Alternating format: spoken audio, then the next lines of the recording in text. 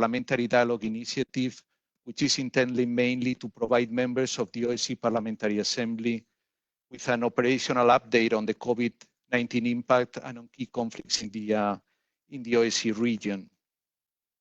We intend to update members on the impact of the COVID-19 on the OSCE's operation and capabilities in conflict conditions, and to facilitate discussions between OSCE PA members on challenges and impact of the pandemic to security and conflict resolution dynamics. Very briefly, before giving the floor to our chairperson, I will just give you a little bit of a technical information on how the webinar will be conducted. Note that this webinar is being recorded and broadcasted live on Facebook. And please note that the request to take the floor must be written in the webinar chat, which you can see in the right side of your screens, and which will be noted down by the staff. I will be able to give you the floor during the debate, and you will be able to see the updates on the order of speakers in the group chat. Please make sure that you write your full name, and also please indicate whether your intervention will be done in French or Russian, if not, of course, in English. To ensure a smooth webinar, I kindly advise all participants to mute your microphones, and remember to mute your microphone when you take the floor. As you know, our event is interpreted into French and Russian languages, and to ensure proper interpretation, I kindly ask you to speak clearly and loudly. Finally, we expect a lot of interventions for you, and taking into account time limits, we highly encourage speakers to be brief and focus on their remarks, and note, as I've already informed some of you, that we will limit interventions to 2 members per delegation, plus, of course, those members of the Bureau that wish to intervene.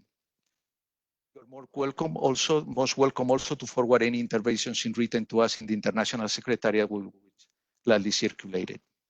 With these announcements made, I would now give the floor to the Chair of the Political and Security Committee of the OSCE Parliamentary Assembly, Mr. Hudson, in the US. Please, sir. Thank you, Gustavo. And I'd like to start by thanking you and all your colleagues of the Secretariat for all of your work to ensure the important work of our Assembly remains possible, even in these very exceptional times. Greetings to my fellow parliamentarians. It's great to see all your faces again, although I would much prefer that we were in person. Before I introduce our guest speakers, I'd like to invite our dear President, George Tercelli, to for a few remarks. Mr. President, thank you for your leadership. Thank you for joining us today. The floor is yours. Thank you very much, dear Richard. I'd like to greet all the participants. I think I'm hearing some other voices too, but anyway, it's a pleasure to be with you today, and thank you all again to being with us and tuning in this week. Of course, many of you have already participated in our previous webinars, and I also like to welcome members who are joining us first time. And of course, I hope that you are all healthy and good spirit. I'd like to very warmly welcome our good friends and important leaders of the OSCE, our ambassadors, Chair of CPC, Ambassador Irola, and Head of SMM, Ambassador Chevik, for their kind agreement to be today with us and share with their valuable information and their thoughts on the important topic that we offered. As I said, this is the third of our series of web dialogues the OSCP is organizing with of course, a very good support and facilitation of our Secretariat. It's a little bit different from meetings in person and debating with one another, but it's also a good way to adapt our work to the times and make sure we remain focused on key OSCE issues. Today, and of course, we all look forward to hearing from our guests on key conflicts on the OSCE region, how the COVID pandemic has impacted our organization's operations and capabilities. It will be also very interesting to hear from many of you who deal with these issues on the ground of in your parliaments. As we continue to respond to the many new challenges that have appeared in recent weeks, we need to bear in mind that conflicts will not magically disappear in the post-COVID world. In fact, the crisis has increased the risk of international friction, and I'm convinced that this makes both the OSCE and our parliamentary dialogue even more relevant. It has become clear that to overcome the crisis, we need a comprehensive response on all fronts, as public health threats and economic to prevent economic collapse, and of course bringing an end to armed conflicts. And this philosophy is at the heart of all OSCE work, which is the main principle and the main value is comprehensive security. We all know it very well. It is also clear that no country can solve all these issues alone, and we must reinforce multilateralism. We are emphasizing this principle all the time before the COVID and now more often within the OSCE by working closely with the chairmanship and secretariat, our institutions and field missions, and by coordinating with the partner parliamentary organizations. We also need greater European and transatlantic coherence to find a solution to some of our long-lasting challenges. This gives me the opportunity to thank personally Richard Hudson and Senator Wicker, Senator Cardin, Smith, or others, Elsie Hastings, or all American and Canadian colleagues for their strong engagement in our discussions in recent weeks. And of course, in conclusion, I'd like to thank leadership of the First Committee for organizing today's webinar. I know that there will be many members already tuned in. I think there will be some figures, but it's up to 200 from more than 50 countries, and there are members of secretariats, international secretaries, and other members. So I think it will be interesting to hear about conflicts, which again, we are in all our communications when it comes to COVID complications or threats, we are flagging up issue of conflicts or on occupied territories and conflict zones where people are living in a very grave, let's say environment, and there are many risks and then threats also connected to pandemic and connected to fight with this pandemic, and unfortunately there are really a lot of risks there. Of course, I'd like to encourage all of you then to continue your discussions at home to keep these issues high on the agenda of your national parliaments. Once again, thank you all for being with us today, and I look forward to hearing the discussion. Thank you. Thank you, Mr. President. Next, I'd like to invite our Secretary General, Roberto Montella, to say a few words. Thank you very much, Congressman Hudson. Thank you, all of you, for participating to this webinar. We are 136 participants, according to my last list, from 30 participating states, with members of parliament from 30 participating states. I also would like to spend 2 words to give a special thank to Ambassador Iriola, the new head of the Conflict Prevention Center in Vienna. Ambassador, you have started your mandate under very difficult circumstances, but you've already been twice at the OSCPA. So as you can see, we have a close connection with your institution, and we very much appreciate the work that all your department is doing, both in Vienna, but above all in all the field operations of the OSCE. And also in these very challenging times, they've kept on working and kept on focusing on the issues that it's within their mandates, and not only on the COVID issues. And also a special thank to Ambassador Cevic. As a former mission member of the OSCE myself, I worked for 10 years in OSCE field operations in conflict zones. So I very much appreciate the work that your mission is doing. Ambassador, please transfer to all your mission members our great respect and our great appreciation for the work that they do in very difficult circumstances. They enjoy the full respect of this Parliamentary Assembly. This Parliamentary Assembly has been very often also in Donbass and in the most affected areas of the conflict. And we've worked very closely with your mission members. They have hosted us. They have given us very thorough briefings. So we very much appreciate that. Please pass on the message from us. These events, as Gustavo said, are an opportunity to maintain a live political dialogue in this assembly. And this is the third in a series of events. We will have another one next Friday. But this is indeed a political dialogue. So I really hope that members will take the opportunity of this webinar today to engage in a dialogue which is very much in the spirit of the OSCPA. I always say that the spirit of the OSCPA is one where we build bridges and where we try to foster dialogue among ourselves.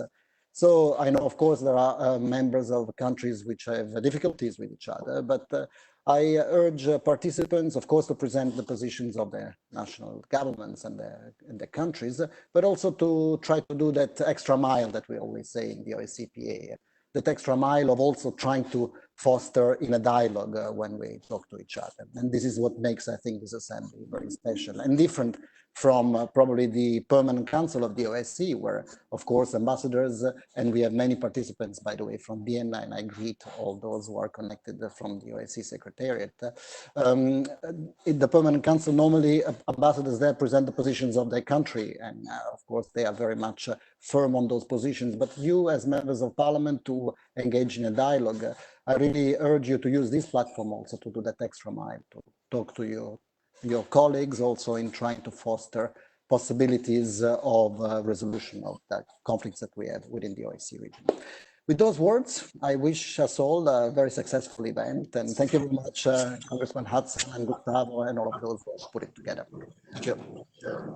Thank you, Roberto, and thank you so much for what you and your staff are doing, going to extraordinary measures during these very difficult times to make sure that we can continue to do our work. It's really been remarkable. Thank you for that. And I'd like to express my gratitude to President Tsereteli for entrusting me with the responsibility of chairing this very important committee. And I look forward to working with our Vice Chair, Kostel Dunava, and our Rapporteur, Laurenis Kashunas, very closely. And while this is not a formal committee meeting, I do want to say that it is my intent as chairman, when we do meet, that everyone will always have a chance to be heard and that every point of view can be aired. And I think that's really the essence of why this organization is so important. And so I give you that pledge.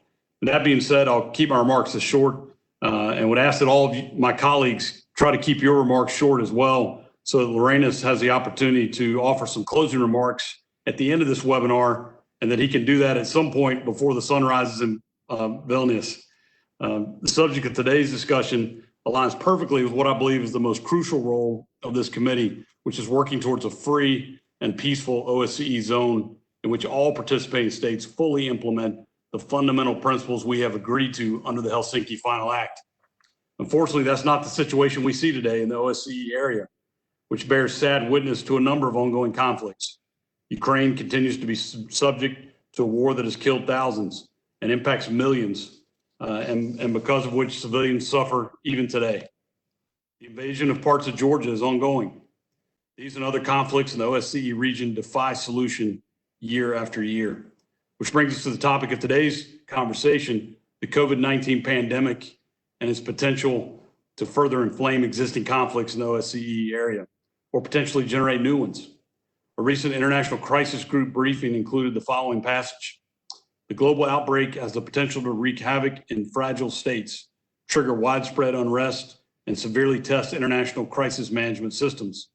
Its implications are especially serious for those caught in the midst of conflict, if, as it seems likely, the disease disrupts humanitarian aid flows, limits peace operations, and postpones or distracts conflict parties from nascent as well as ongoing efforts at diplomacy. I agree with this assessment, and therefore especially want to thank our two guest speakers for joining us to provide a briefing on this issue. I believe it is our responsibility to keep well informed about the OSCE's role in the conflict cycle, as well as understanding in detail the work of its highest profile operation, the Special Monitoring Mission in Ukraine. Our first speaker will be Ambassador Tuula Urola, the director of the OSCE's Conflict Prevention Center, an extremely distinguished diplomat from Finland. The ambassador currently leads the OSCE Center that acts as an early warning focal point facilitates negotiation, mediation, and other conflict prevention and resolution efforts, and supports regional cooperation initiatives. Thank you for being with us today. I'm especially interested to hear about COVID-19's impact and ongoing conflicts in the OSCE area, as well as how it has impacted OSCE operations, ranging from your center's 24/7 situation room to the OSCE field operations you support. Our second speaker will be Ambassador Yasir Ali Cevic, the very distinguished ambassador from Turkey, who currently serves as chief monitor of the OSCE Special Monitoring Mission in Ukraine. As my colleagues are aware, the Special Monitoring Mission was established in 2014 to monitor implementation of the Minsk agreements, which were designed to bring peace to eastern Ukraine. It's an unarmed civilian mission that serves as the international community's eyes and ears on the security and humanitarian situation in the conflict zone. I'd like to mention in the ambassador's presence the broad support his mission has from our assembly. You might have seen that my fellow committee officers and I jointly issued a statement on April 23rd, marking the third anniversary of the tragic death of Joseph Stone, an American paramedic who served with the Special Monitoring Mission in Ukraine. The statement underlined our support for the mission and our unity and condemnation of the restrictions and harassment faced by the monitors. In a particularly egregious but all too frequent example, on May 8th, 5 monitors were harassed and detained by armed forces in non-government controlled eastern Ukraine. I look forward to hearing the Chief Monitor's report on how COVID-19 is impacting the conflict in Ukraine, as well as the operations of the Special Monitoring Mission. One last point I'd like to make before we get to our speakers is the absence of my delegation's ambassador, Jim Gilmore. He's a consistent voice in Vienna for implementation of all of OSCE's commitments and a real friend to our assembly. He was hoping to tune in to today's call, but unfortunately had a conflict, but he sends his regrets. Colleagues, I look forward to hearing the questions you have from our speakers. I look forward to the interventions and the discussion, an important debate that I'm sure will follow. Gustavo, with that, I'll turn it back over to you to facilitate the rest of the webinar, but thank you all. Thank you very much, Mr. Chairman. We'll now move to our keynote speakers. Ambassador Uriola, please. Thank you so much. Mr. President, Mr. Chairperson, distinguished parliamentarians, ladies and gentlemen. Indeed, my first event after starting in this current job was to address the special debate on protracted conflicts at your winter session in Vienna in February. And as I mentioned then, I greatly appreciate the Parliamentary Assembly's engagement across the OSCE agenda. So allow me really to thank you for the invitation to join this very timely discussion today. I mean, I think your work in the current challenging circumstances is just, let's say, more necessary than ever. And of course, it's also a pleasure to be talking to you in the virtual company of the Chief Monitor of the SMM, Ambassador Cevic. I will touch on a couple of points related to Ukraine, but will keep my focus more on the impact of the current pandemic on other conflicts in the OSCE region and on some wider issues. Now, the crisis has had, understandably, a disruptive effect on OSCE's activities and operations, including related to the conflicts in the OSCE region. First and foremost, the crisis and its indirect effects can have and are having a heavy impact on conflict-affected populations who are already enduring precarious conditions. The closure of crossing points or entry-exit points and other restrictions on movement are affecting them. Reduced access to healthcare and other services, as well as the impact of wider economic difficulties, place a heavy burden on already vulnerable populations. And as an example of reaction to these unfortunate consequences, the co-chairs of the Geneva International Discussions, GID, with a special representative Michalka of the Albanian chairmanship, who represents the OSCE, they have strongly urged all GIT participants to set aside differences and to refrain from actions that could lead to increased tension. Now, this was also in reference to the restrictions that have resulted in a full halt freedom of movement across the conflict divides, adding to the isolation and vulnerabilities of the conflict-affected population. While emergency medical evacuations through the respective administrative boundary lines have been allowed, they seem to be the exception rather than the rule. And staying on this example for the moment, so-called borderization activities on the administrative boundary lines have also resurfaced.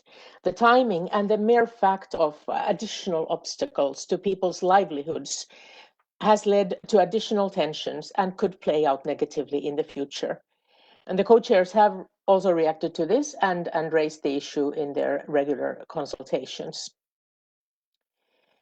And really, unfortunately, the call by the UN Secretary General Antonio Guterres on the 23rd of March for a global ceasefire, as well as the OSCE reiteration of this important message, to which, of course, members of this assembly joined as well, it has just not led to much positive difference on the ground. There is an urgent need for ceasefires and for all sides in conflicts in our common area to focus on solidarity and cooperation to confront the pandemic. The second obvious impact is on the various formats related to the conflicts. The crisis has disrupted meetings and prevents the direct and informal interactions, which are essential for securing progress in any mediation process. It also risks diverting attention and resources away from formal negotiation and resolution processes. Now, Ambassador Cevic will be covering Ukraine in some detail, so I won't dwell on that, except to note my admiration for the resilience that the SMM has shown in continuing its work in these very difficult circumstances. And I would note our deep concern at the continuing restrictions on the SMM's freedom of movement, because they really threaten the ability of the SMM to do its job in eastern Ukraine. But let me also note that the Trilateral Contact Group and its 4 working groups on security, political, humanitarian, and economic issues are now meeting exclusively in a video conferencing format. But importantly, they are keeping the same rhythm as before. And discussions have continued to focus on the measures set out by the Normandy 4 leaders in December. There have been some encouraging steps, such as the further exchange of detainees on the 16th of April. But the commitment made during the Paris N4 summit for a full and comprehensive implementation of the ceasefire has yet to materialize. And fulfillment of this commitment would be a crucial element in furthering progress, not least in this difficult time of the pandemic. And as for other formats dealing with conflicts in the OSCE area, they have been more disrupted. The Transnistrian settlement process has been heavily affected by the pandemic. The mission to Moldova and Special Representative Thomas Marharding remain active, though, very active, in fact. Contacts continue on issues such as medical supplies and the visit of a WHO mission to Tiraspol last week. And such cooperation is encouraging. But, however, the regular working groups and meetings between the chief negotiators of the sides, the so-called 1+1, have been discontinued, and there is little evidence of agreement on moving to a wider meeting in the 5+2 format. And the pandemic has influenced the Geneva international discussions as well. There are no clear indications as to when the discussions could be resumed. The associated incident prevention and response mechanisms, they already faced challenges before, and their resumption would be even more crucial now. But I would say more positively that there is still a clear commitment to the process by the participants of the GID. The OSCE co-chair, Ambassador Michalka, together with the EU and UN co-chairs and their teams, remains in close contact on a bilateral basis with all GID participants. And in fact, communication between the participants has intensified. And that is a reminder that we have to focus not only on the difficulties, but also to seek better opportunities to engage. Part of the OSCE's effort on this has focused on facilitation across contact divides on humanitarian issues, especially for the most vulnerable. And the basis of trust that has been built within the GID framework seems to have generated perspectives for cooperation across the conflict divide. this positive dynamic may actually strengthen the GID format. Ladies and gentlemen, the international attention and support remains crucial in another context in the South Caucasus as well. And that is the OSCE Minsk group co-chairs who spearhead those efforts are now relying on remote mediation and maintaining communication between the sides. Unfortunately, the positive dynamics that were created in the meeting of the Armenian and Azerbaijani foreign ministers at the beginning of this year seem to be slowed down simply because it is impossible to hold face-to-face meetings at the moment. But in this situation, the foreign ministers' joint statement of the 21st of April, after a video teleconference and under the auspices of the co-chairs, was particularly welcome. It was an important signal that the process is active and that the efforts of the co-chairs are met with engagement from the sides, despite challenges posed by the pandemic. The monitoring activities of the personal representative of the OSCE chairperson in office, Ambassador Kasperczyk, are currently on hold, as are other agreed confidence-building measures. Meanwhile, the situation on the ground remains relatively stable, but it does deserve continued close attention and engagement. And as always, the OSCE stands ready to support the sides where necessary and, of course, where desired by them. If I may move to the wider work of the field operations. As I mentioned in the beginning, the current crisis has had a significant impact on the work of the OSCE, and including the field operations, which have actually moved mostly to telecommuting to ensure the safety and health of their staff. But let me emphasize that they continue to work actively. In fact, most have provided short-term crisis support to the host authorities, and they are looking for ways to respond to medium-term needs related to response and recovery, while also keeping their mandates and existing planned activities very much in focus. Some of the programmatic work that the OSCE is conducting and focusing on economic and environmental aspects in particular does and will further contribute to recovery efforts. And personally, I am proud of how well the organization has been able to respond to the pandemic and its effects. And I have to emphasize within the mandate of our field operations and the overall mandate of the OSCE. And this response will be important in helping to ease the severe economic impact of the crisis in many of our countries, as well as, of course, the potential social and indeed political consequences. And as was already mentioned, I mean, we do need to be alert to the risks. At its worst, this kind of disruption to not only health, but to the wider social and economic order has the potential to fuel tensions and conflict within and between countries. The risks associated with minority communities, a possibly disproportionately weakened position or adverse targeting within societies should also be kept in mind in this context. And all of this underlines the importance of the OSCE's early warning functions and the Parliamentary Assembly's input on potential early warning signals, in particular when it comes to possible threats to democratic governance and parliamentary oversight, as well as flagging possibly increased frustrations in society in relation to COVID-19 are very important. But not just to be bleak, we should consider the COVID-19 crisis as an opportunity to promote new tools for enhanced interaction, as you are doing with this webinar. When in-person meetings cannot take place, digital tools do offer viable alternatives. And apart from the Parliamentary Assembly doing this, contacts and some of the negotiations are currently being held this way. And we will continue to explore possibilities offered by digital interaction. But it is important to bear in mind that, well, the importance of trust building and the strengthening of interpersonal relations in negotiations is something that is difficult to do via internet. The risks and opportunities of digital tools need to be carefully weighed. But given that the COVID-19 restrictions may be long-lasting, mediators will need to increase the digital literacy of the mediation teams. COVID-19 also has important implications for governance and democratic control of security actors due to the emergency measures that are being put into place and which often lead to increased powers for the executive. This development was pointed out during your recent webinar devoted to emergency situations and democratic control. And so maintaining oversight and accountability, as well as the rule of law and compliance with civil liberties by the security sector in this kind of situations is important.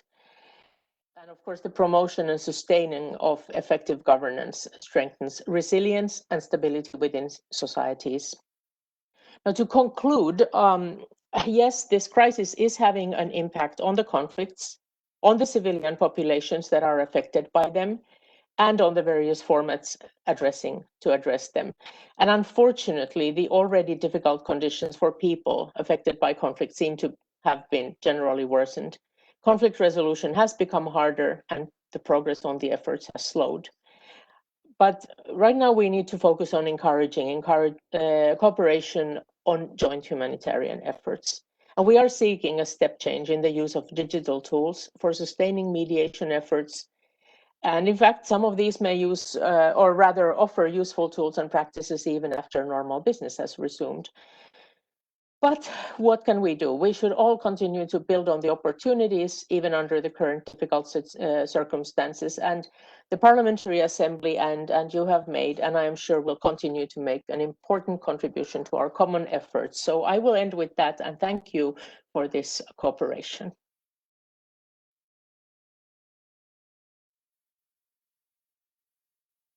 Thank you very much, Ambassador. We really appreciate you joining us today, and thank you very much for your comprehensive presentation. I'm sure there will be very interesting interventions later in the debate and also good questions for you. I remind all participants, all parliamentarians, that if you wish to intervene in the open debate that will follow the interventions, please sign up in the chat. Let us know if you want to intervene. We will close the list of speakers after our second keynote presentation, and then we will follow the list of interventions. And now is my pleasure and it's my honor to give the floor to Ambassador Cevic. He's the Chief Monitor of the OSCE Special Monitoring Mission to the Ukraine. Ambassador Cevic, you have the floor, please. Thank you, Mr. President, Mr. Chair, ladies and gentlemen. Thank you for inviting me today for an update on the work of the OSCE Special Monitoring Mission to Ukraine in the context of the ongoing pandemic.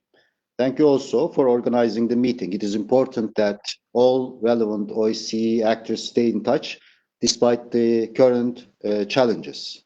I'm also pleased to be together with Tula, Ambassador Tula, Director of CPC, in this important event. In my intervention today, I will focus on the following issues: the security situation and its impact on civilians in eastern Ukraine, security incidents involving SMM, freedom of movement of the mission, and mission's response to COVID-19 pandemic. According to the mission's observations, the security situation along the line of contact has deteriorated for the third consecutive week recently. The trend is all the more concerning in the light of the reports of civilians, including children, falling victim to the violence. It shows that violence continues despite the current pandemic, and that the commitment made to a full and comprehensive implementation of the ceasefire has yet to materialize. I hope UN Secretary General's call for global ceasefire will be heard in eastern Ukraine. Maximum restraint is urgently needed to stabilize the security situation and to protect civilians affected by the conflict. Since the beginning of May only, the mission has received reports of 25 civilian casualties, 3 killed and 22 injured. This is the most serious increase in the reported civilian casualties in at least 2 years. The mission has confirmed 9 of these cases, including 6 children, and is currently following up on the other allegations. Even with the challenges linked with COVID-19 and the reduced resources available to the SMM during the pandemic, the mission remains dedicated to corroborating civilian casualties. The mission also continues to record damages to civilian properties. Despite the responsibility of the SAIS to distinguish between civilian and military objects, heavy weapons are still observed near populated areas and civilian infrastructure. This not only draws fire, but also poses a significant threat to the safety of civilians. The continued fighting around essential civilian infrastructure is all the more concerning in the light of the COVID-19 outbreak, during which uninterrupted water supply is vital to protecting the health of civilians. Another humanitarian concern is the closure of entry-exit checkpoints in response to the pandemic, which has added the hardship for civilians who cross the contact line. The SMM continues to receive a high number of requests for assistance from civilians seeking to cross for humanitarian reasons.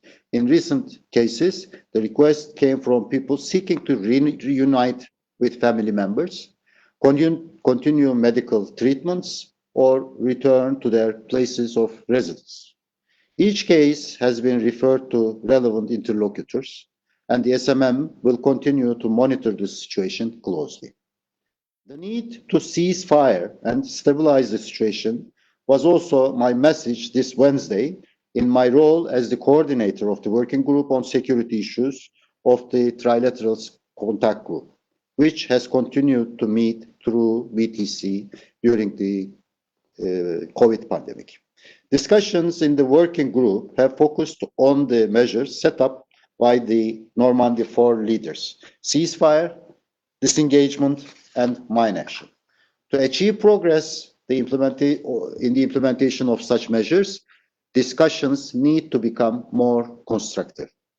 Mr. Chair, in addition to rising ceasefire violations and the impact on civilians, recent weeks have seen frequent incidents affecting the safety and security of mission personnel. Such incidents are unacceptable. Safe and unrestricted movement across the country is essential for the sustainment of operations and the fulfillment of all tasks on the ground. Other impediments relate to freedom of movement. A long-standing concern that remains unaddressed is the mission's access to the southern part of Donetsk region, outside government control, where the SMM restrictions are chronic. I wish to underline that any impediment to the SMM's freedom of movement is a violation of SMM mandate agreed by the Permanent Council, as well as of the commitments undertaken in the Minsk agreements. Such violations include repeated denials by the armed formations at checkpoints along the official crossing routes referring to COVID-19. We continue to issue spot reports on these issues. Disrupting SMM access across the contact line is unacceptable and has a direct negative effect on our operations. Even under the stringent precautionary measures taken to control the spread of COVID-19, the SMM must be allowed to implement its mandate. Mr. Chair, this brings me to my last point, an update on COVID-19 and the mission's response. The SMM follows the strictest measures to protect our mission members and to reduce the risk for the local population while implementing the mandate. A part of our mission members have been repatriated and they continue to work from their home countries during the crisis period. The remaining seconded mission members continue to work in Ukraine alongside our national staff. Thanks to our dedicated colleagues working on the ground and remotely in difficult environment, complemented by technical means, the mission has adapted and continues to carry out core activities, including monitoring and reporting on the security situation in eastern Ukraine. Despite the current challenges, the SMS has proven its ability to implement its mandate. Mr. Chair, given the need to focus on responding to the pandemic, it is of utmost importance to see political commitment expressed at the highest level being translated into a lasting and sustainable ceasefire in Ukraine. From our side, we will continue to work hand in hand with the chair and the secretariat, as well as with the other OSCE executive structures and institutions to contribute to tangible progress for the benefit of civilians on the ground. I thank you for your attention.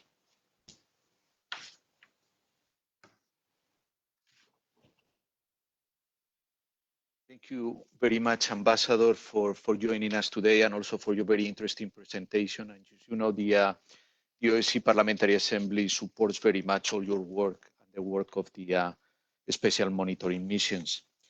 Dear members, it's time for us to move to the next part of our agenda, the open debate session. We're looking forward to interactive discussions, and I encourage you to actively engage.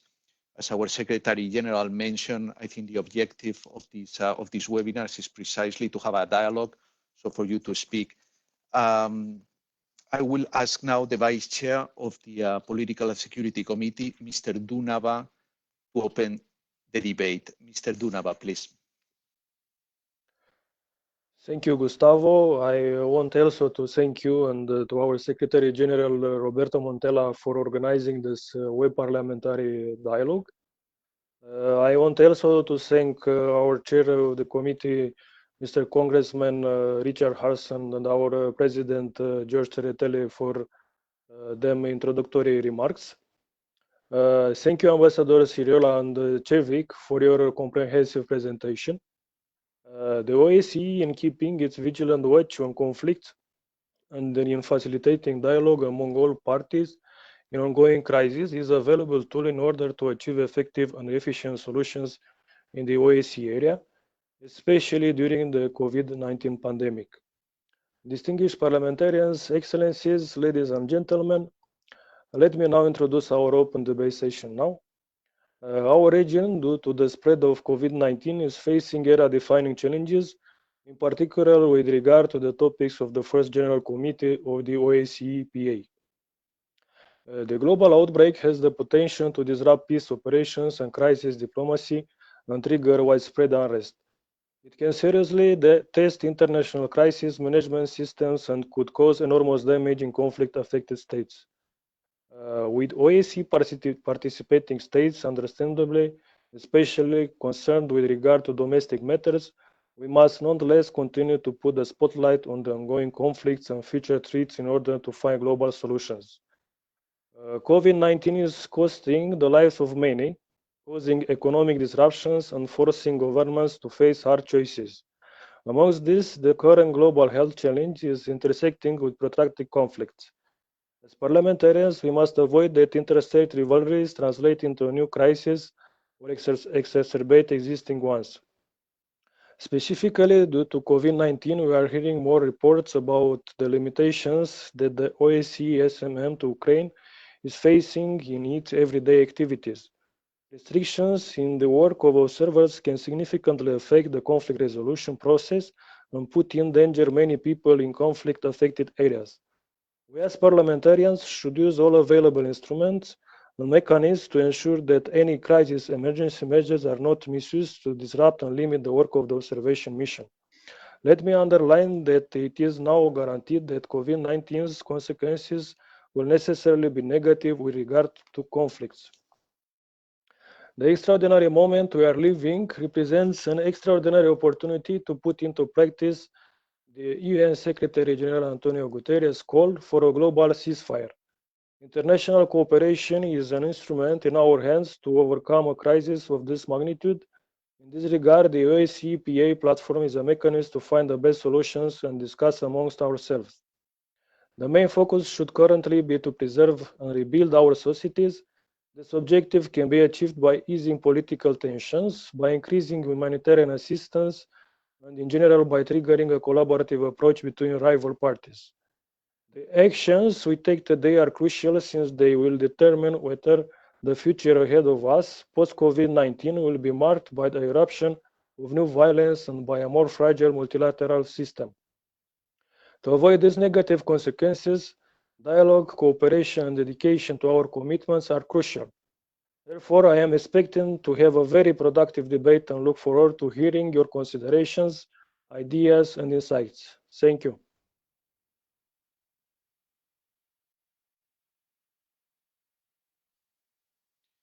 Thank you very much, Mr. Dunava. Now we move to the list of speakers for the open debate. We left the list open for a little bit. We're moving along very well with the time, so I kindly ask you to maintain the 3-minute limit for your intervention. That way, everybody will have the opportunity to speak, and they will have the opportunity to hear back from our keynote speakers for any questions, and also from our rapporteur.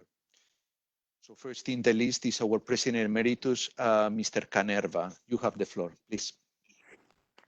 Thank you very much indeed, and thank you for the ambassadors for excellent presentations. And dear colleagues, I want to thank you for this very fruitful opportunity to exchange our ideas concerning this COVID impact on security issues in our OECD area. So it is really crucial that we don't shut our eyes from other problems facing the world today. I also want to discuss with you how the COVID affects the situation in eastern Ukraine. Obviously, the pandemic affects the civilian population very heavily, as they are already in fragile situation. Civilians and health structure face rise of hostilities and threat of COVID at the same time. So the situation has become even more unbearable.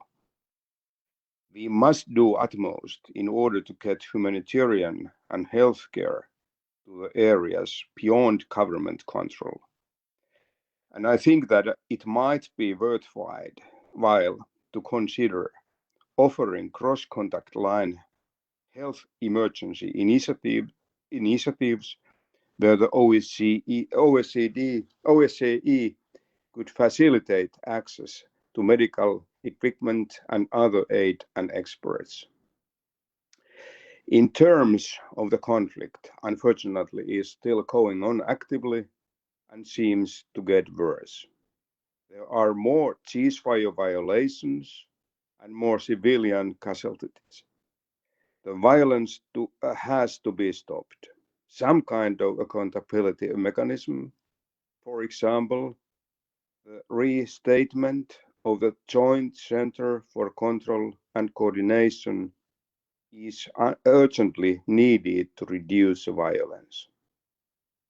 In any case, in high condemnable, if somebody tries to use the pandemic as an excuse to try to slow down the conflict resolution efforts, the basis for the resolutions has remained the same: the need for political dialogue and the implementation of Minsk agreements. Already before the pandemic, it was clear that the parties would need encouragement to get away from their locked positions to open up the corridor for dialogue. Perhaps some joint measures to try to contain the COVID could be an example of practical cooperation. It would build trust among the parties. Finally, it is most important that SMM needs to be allowed to do its work in implementing its mandate in support the Minsk agreements. So OSCE observers and international organizations really need access to enable better information about the disease situation and facilitates to deliver of humanitarian aid. Thank you, Mr. President. Thank you, everyone. Thank you, Mr. Kanerva. Next in the list is Vice President Asay Guliev from Azerbaijan. Mr. Guliev, you have the floor, please. Thank you very much, dear Gustavo, dear colleagues, dear friends. First of all, I'd like to congratulate Ambassador Tuğba Yola for assuming her duties as Director of the OSCE Conflict Prevention Center and wish her every success. Given the time frame, I will limit my remarks shortly to 3 points. First, regarding the call of the United Nations Secretary General for Global Ceasefire. Azerbaijan supports this initiative and also believes that this ceasefire must be exclusively used for the conflict settlement and not for freezing it or strengthening the status quo. Second, regarding the impact of COVID related to international travel restrictions and the mediation activities. I think temporary international travel restrictions should not be an obstacle for the international mediators to implement their mandates.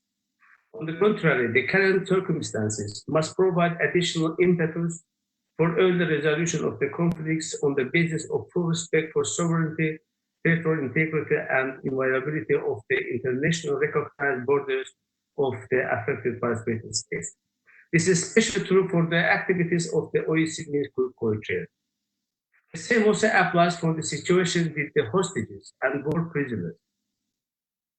As we have mentioned on previous occasions, the issue of the Azerbaijan hostages, Nigar Maskarov and Shahbaz Guliyev, remains of serious concern for the people of Azerbaijan, especially during this pandemic. Despite the relevant initiatives of Azerbaijan, unfortunately, Armenia still ignores the proposal of official Baku for exchange of hostages and war prisoners from each side based on all-for-all principle. Dear colleagues, finally, I would like to draw your attention to the so-called elections which were staged by Armenia on March 31 in the occupied territories of Azerbaijan, despite the unprecedented spread of the coronavirus pandemic and also in gross violation of international legal norms and principles. As a consequence, the first coronavirus cases in the occupied territories were reported immediately after these so-called elections. As you know, these illegal elections in the occupied Nagorno-Karabakh region of Azerbaijan have been heavily rejected by all international organizations, including the OECD Group co-chairs. The collective response of world community to these illegal elections has once again demonstrated that the Armenian occupation policy has no political perspective. It is very much appreciated that the members of Bureau of the OSCE has stressed that the coronavirus crisis shouldn't be exploited to curtail human rights and emphasized that the recent so-called elections held in international unrecognized Nagorno-Karabakh and Abkhazia were illegitimate and could aggravate the public health threat. In conclusion, I would like to ask Congressman Hudson and other two Bureau members of the First Committee of the PA to follow up the issues I raised here and also to keep the conflict-related issues under the constant spotlight of these further activities in times of pandemic. Thank you, Mr. Chair. Thank you, Mr. Guliyev.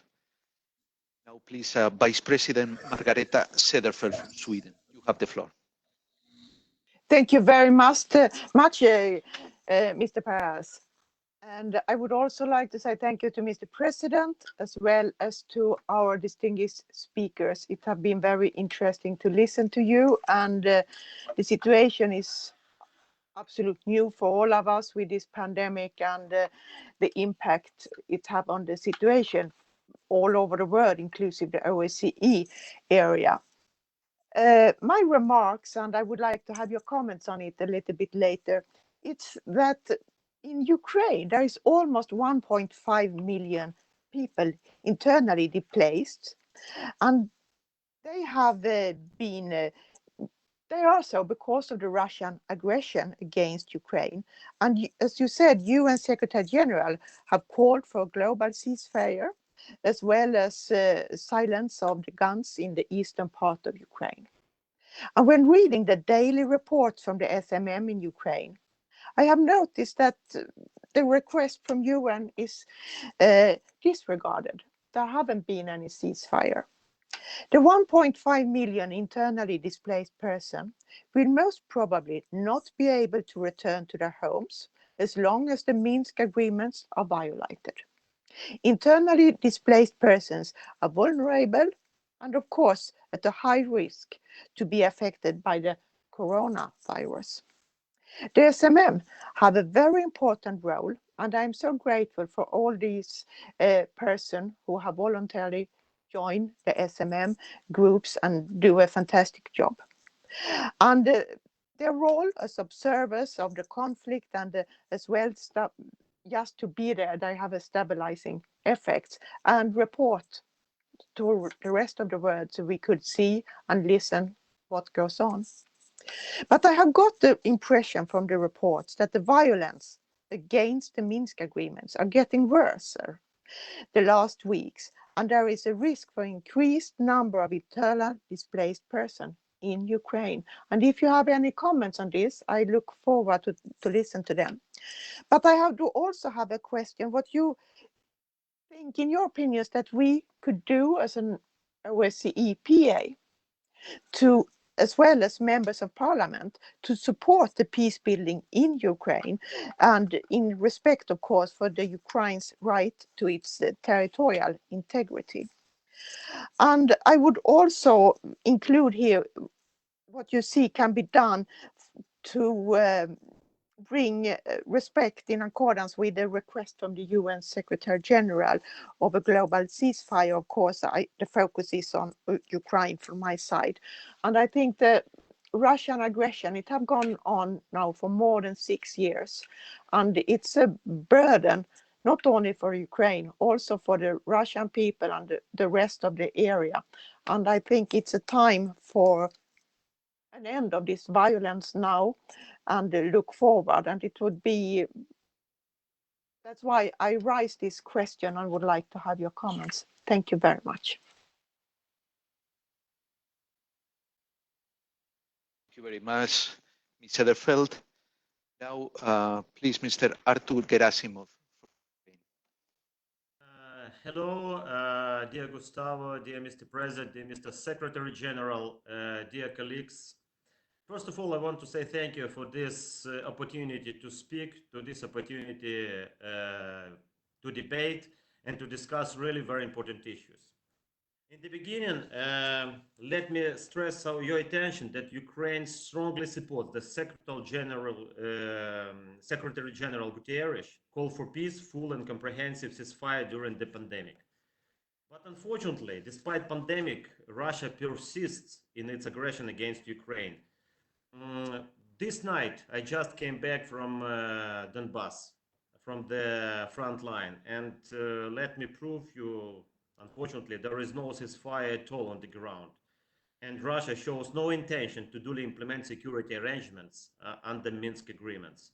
Only from the beginning of the year, more than 50 Ukrainian soldiers and officers were killed. And you also received the information from the report of the ambassador about the number of casualties among civilians. It's also increased. And also, let me tell you that at the moment, a huge issue, the free movement of the SMM. On the occupied territory, now the free movement of the SMM is almost all the time prohibited, and it's a issue we need to solve as quick as possible. Also, let me share with you two recent facts about the presence of Russian militaries on the occupied territory and Russian military technique. In the beginning of April, the Russian drone Zastava was downed in the Ukrainian Donbass. And this is a drone used by Russian army from the 2012 and is produced on the Ural plant of civil aviation in Yekaterinburg. This is just the common fact, and this technique was downed, and this is the fact which we reported to international community already. The second point, in the end of February, was mentioned and was revealed on the Ukrainian occupied Donbass, the group of snipers, professional snipers from FSB of Russian Federation, and among them Alexander Petrov, nicknamed Rusak, the guy from Moscow, and the military from the Russian FSB. And these snipers killed several Ukrainian militaries, and now we have a lot of proof facts about that. And the This is about Donbass, but also Russia strengthens its grip over occupied Crimea. It keeps on violating international humanitarian law. For example, by recent restricting land ownership only to Russian citizens, by recruiting Ukrainian citizens in Crimea into the Russian army, and by many others. And, you know, what we see at the moment, Russia considers the pandemic crisis as an opportunity to remove the issue of its aggression against Ukraine from the international agenda, and also to eliminate sanctions, to lift off the sanctions. But we strongly believe that sanctions can be removed only in case Russian aggression will be stopped and Ukrainian Donbass and Ukrainian Crimea will be freed. Thank you for your attention.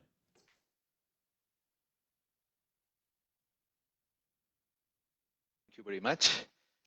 Next in the list is Mr. Tural Ganjaliev from Azerbaijan, please. Dear Mr. President, dear Secretary General, esteemed friends and colleagues, I just would like to say that the conflicts in the OSCE area, without exception, continue to be the most serious threat to peace and security. As such, we deem it extremely important for the Parliamentary Assembly to keep this issue high on its agenda, with a view to generating momentum for their earliest resolution. The Assembly should maintain a unified approach towards the resolution of all conflicts on the basis of its resolutions that reaffirm full respect for the sovereignty, territorial integrity, and inviolability of internationally recognized borders of affected participating states. Any manifestation of differentiation or selective approach towards the conflicts contradicts the letter and the spirit of the Helsinki Final Act and other related documents, thus must be rejected. As many of you already know, Azerbaijan has been subjected to occupation by Armenia since early 1990s. Currently, 1/5 of Azerbaijan's internationally recognized territories remain under Armenia's military occupation, and hundreds of thousands of Azerbaijanis are living as internally displaced persons in all over the country, including myself. Me, as the member of Azerbaijan's delegation to OSCE, has also been ethnically cleansed from the occupied Karabakh region of the Republic of Azerbaijan by the armed forces of Armenia. I cannot return back home.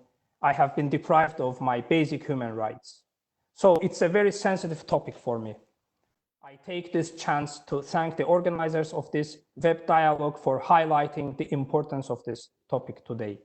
I want to inform you that the government of Azerbaijan has moved very quickly in addressing the issue by creating a task force under the Cabinet of Ministers in late February 2020. The task force includes the representatives of different governmental institutions, which assesses the day-to-day situations in Azerbaijan regarding the coronavirus pandemic and foresees the possible measures to be taken in different circumstances. Other notable moves, for example, initiated by my government, is the online summit of non-aligned movement contact group and the Council of Turkish-speaking countries to coordinate the steps taken to stop the spread of this virus. However, while Azerbaijan has been mostly quite successful in the fight against COVID pandemic, there is a different situation in the occupied Karabakh region of Azerbaijan.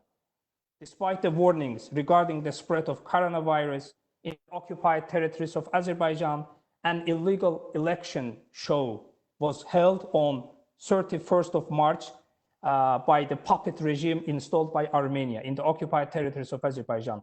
As if it was not enough, on April 14, the next stage of such so-called election was organized, putting the lives of all inhabitants under the threat. These reckless moves are as dangerous as the coronavirus pandemic. It must be mentioned that, as it was mentioned by my colleagues, the UN Secretary General, Antonio Guterres, appealed for a global ceasefire amid this pandemic and stated that our world is facing a common enemy, this pandemic, this virus. This virus does not care about nationality or ethnicity, faction or faith. It attacks all relentlessly. Unfortunately, Armenia continued to violate the ceasefire on a daily basis. in different sections of the line of contact in the occupied Karabakh region of Azerbaijan.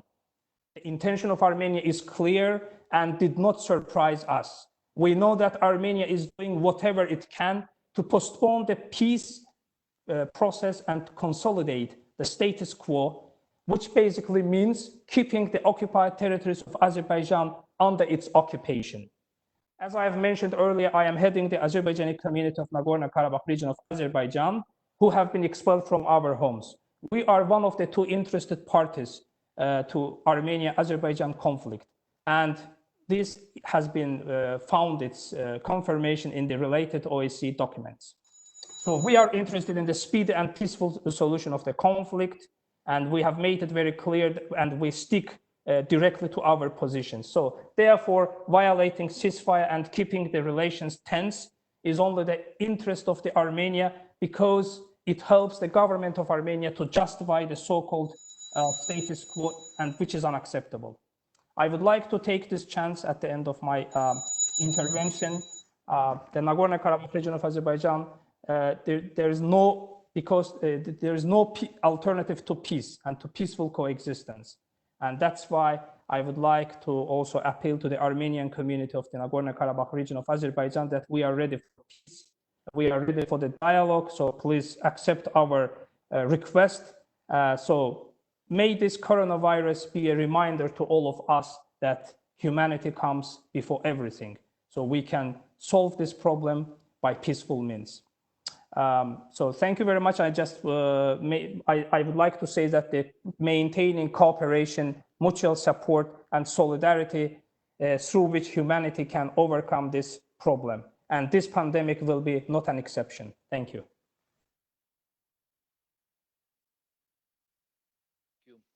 I just wish to remind you to please try to keep to the 3-minute limit. That way, everybody will have the opportunity to speak. Prepare your interpretation devices. The next intervention will be French. Monsieur Luc Berhold du Canada. Vous avez la parole, monsieur. Merci beaucoup. C'est un plaisir pour moi de vous revoir tous pour cette occasion vraiment spéciale et particulière. Monsieur le Président Tsetereli, Monsieur Richardson, tous ceux et celles qui travaillent pour l'OSCE, ambassadeur, son Excellence, ses collègues parlementaires.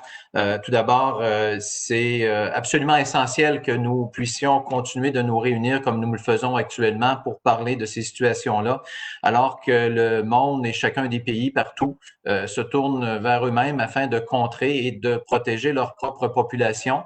Il ne faut pas rester insensible à ce qui se passe un peu partout sur la planète et un peu partout dans le monde. Juste pour vous donner un état de la situation au Canada, nous avons présentement 73 400 cas de COVID-19 au pays. Il y a eu au Canada 5 472 décès reliés à la pandémie et la situation dans certains endroits s'améliore et dans d'autres, elle s'envenime. Donc, on est encore dans cette situation-là pour un bon bout de temps.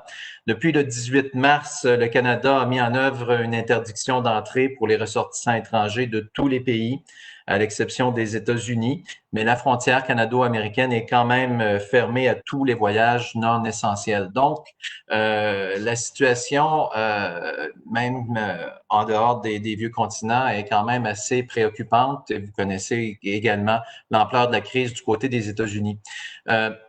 Cette situation fait en sorte que les parlementaires comme nous avons de moins en moins d'occasions de nous réunir, de moins en moins d'occasions de soulever les problématiques de conflits à l'international, de moins en moins d'occasions d'en discuter au sein de nos parlements qui, pour des raisons sanitaires, sont moins opérationnels. Ici au Canada, on se réunit également d'une manière virtuelle.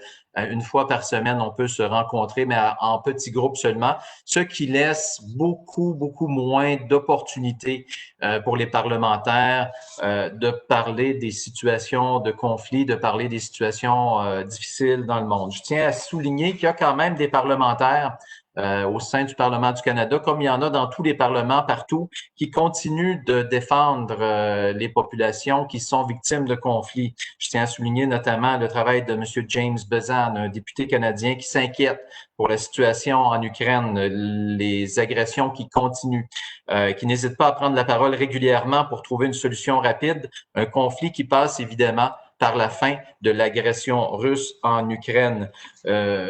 C'est malheureusement la situation actuellement, on n'a pas l'occasion d'en parler autant que nous devrions et il semble que des pays profitent de cette situation où on manque de transparence, où on limite les droits et libertés des citoyens pour des raisons sanitaires, pour ambitionner sur les populations et pour faire en sorte que les situations de conflit s'enveniment plutôt que de s'apaiser. Nous avons, le Canada a appuyé la résolution, l'appel au cessez-le-feu du secrétaire général des Nations Unies, M. Antonio Guterres, qui a déclaré très clairement, je vais le dire en anglais, "There should be only one fight in our world today, our shared battle against COVID-19. Il devrait y avoir une seule bataille dans le monde aujourd'hui, c'est la bataille commune contre la COVID-19. Et malheureusement, il semble que cet appel n'ait pas été entendu et au contraire, que certains États profitent de la situation pour justement ambitionner sur les populations qui sont oppressées, qui sont victimes de conflits. Je me pose beaucoup de questions sur le sort des prisonniers politiques en Crimée, en Donbass, en Chine et ailleurs dans le monde. Qu'arrive-t-il pour ces gens? Je pense que c'est important que les parlements continuent de discuter et continuent d'en parler. Que fait-on également pour améliorer la transparence, la collaboration entre les pays? Je crois que c'est important qu'on donne la voix à l'ensemble des pays, à l'ensemble des parlementaires et qu'on ne se taise pas malgré le fait que les occasions sont de moins en moins présentes pour nous tous, pour prendre la parole, pour dénoncer les conflits. Donc, je vous remercie à tous de nous informer. Je vous remercie de nous tenir au courant. Ces rencontres sont importantes. L'OSCE-PA joue un rôle qui est de plus en plus important et majeur présentement et j'ose espérer que ces rencontres se multiplieront dans l'attente qu'on puisse se rencontrer à nouveau en personne. Merci beaucoup. Merci beaucoup. Next in the list will be Mr. Grigory Karasin from the Russian Federation.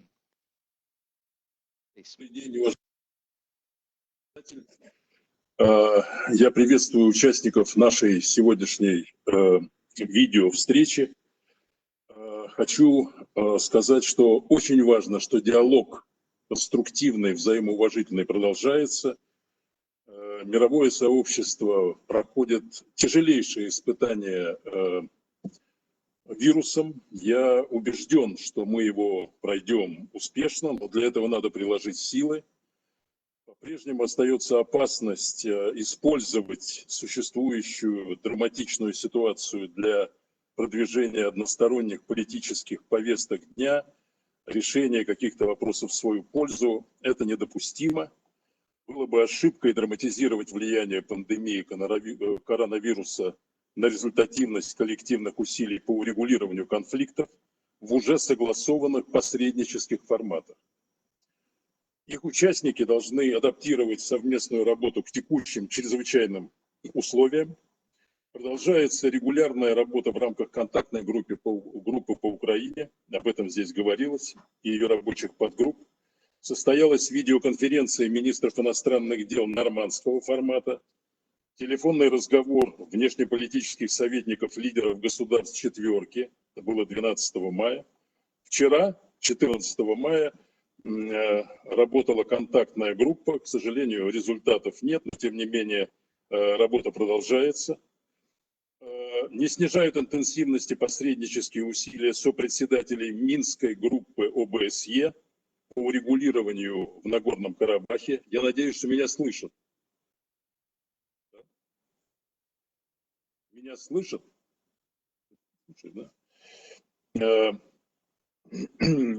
Организована видеоконференция тройки с министрами иностранных дел Азербайджана и Армении. Это было 21 февраля. Я согласен с теми позитивными оценками, которые давались уже сегодня в Минской группе. В том, что касается женевских дискуссий, то сопредседатели проводят видеоконсультации с участниками переговоров в Женеве. Вчера, 14 мая, состоялась очередная такая конференция. До этого она была 23 апреля. Очень важно, что диалог и поиск решений продолжается. Активную работу ведет спецпредставитель действующего председателя ОБСЕ по урегулированию Приднестровье Томас Майер Хартинг. Плюс работает формат 5+2. Это важно. Считаем, что усилия представителей действующего председателя ОБСЕ и поддержка этой работы со стороны ЦПК заслуживают позитивной оценки. Меры властей на местах по купированию эпидемиологической угрозы во многих случаях серьезно затрудняют проведение мониторинга прекращения огня на земле. В этих условиях многократно возрастает значимость проявления сторонами сдержанности. Полностью солидарны с призывом генсекретаря ООН Гутерреша к прекращению боевых действий в текущих чрезвычайных условиях. Представителям конфликтующих сторон в текущих условиях особенно важно избегать политизации и ожесточения. Попытки спекулировать в гуманитарных последствиях мер по предотвращению распространения вируса несут опасность углубления взаимного недоверия и, как результат, подрыв уже достигнутых полезных наработок. Этого допустить нельзя. Спасибо.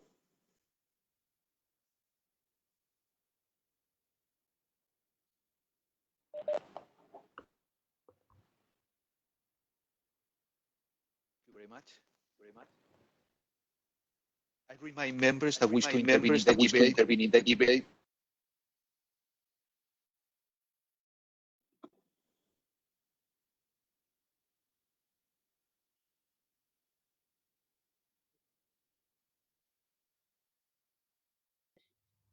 Thank you very much. I wish to remind members that want to intervene in the debate to please do so in the chat. We have 4 more speakers, so there is still time for any other interventions before going back to our rapporteur and to the keynote speakers. Next in the list from the Armenian delegation, Mr. Daniel Yan, please. Hello, everyone. Good day, distinguished colleagues. Bonjour and dobry den. Actually, I was going to have a very short intervention about the importance of synchronized action and the role of OSCE Parliamentary Assembly during the COVID. But to my colleagues of Azerbaijan and their speeches made me to do slight amendments in my speech. Of course, I can understand when Mr. Guliev repeats the speech that he's making in this forum for more than a decade with the same allegations. For me, it's unfortunate to hear that newly elected member of Azerbaijan delegation keeps repeating the rhetoric, which has a lot of factual mistakes and incorrect information while starting his work with the OSCE Parliamentary Assembly. It is indeed very unfortunate that even after UN General Secretary's call for global ceasefire of March 23rd, if I remember correctly, Azerbaijan continued its action and provocations. Only on March 13, Azerbaijan attacked the sovereign and internationally recognized border of Armenia, injuring not only servicemen but civilians, including a 14-year-old citizen of Armenia. And this kind of attack repeated only a couple of days ago. At this time, fortunately, no one was harmed. And for your information, for rapporteurs who were talking about stable situation and parties keeping the ceasefire in the region. I want to also say that Azerbaijan is planning to have a several-day military exercises starting from May 18, and these military exercises are of offensive nature. Also because there was a intervention about elections in Nagorno-Karabakh Republic, not recognized republic, as a person who observed those elections, and as a person who wants to share some facts with our colleagues, I want to say that UN recognizes, and it's a basic human right for people to elect those who are being governed, regardless of the international status of the territory. I understand that in Azerbaijan, some colleagues would not recognize this as an important, and I wish someday in Azerbaijan, our colleagues will be able to elect their fourth president through elections, through second round of elections, and not have the same person in power inherited through family connections. This is what comes about human rights and basic democracy. Now returning to the role of OSCE Parliamentary Assembly. In these difficult days when we have a pandemic that doesn't recognize any borders, including for the regions that are isolated because of more than a 3-decade-long blockade. By the way, I want to say that in Nagorno-Karabakh, at the moment of first round of elections, there was 0 cases of COVID, and only after the elections there were very small number of elections. And of course, for Nagorno-Karabakh authorities, the healthcare of the population is of primary importance. And I'm sure that Azerbaijan has pays less attention about the healthcare of population of Nagorno-Karabakh Republic, which is regularly being under attack by Azerbaijan. I think that I don't want to take much of your time. I hope that this kind of rhetoric will be changed, and our colleagues from Azerbaijan will return to basic facts and remain within constructive rhetoric. Thank you.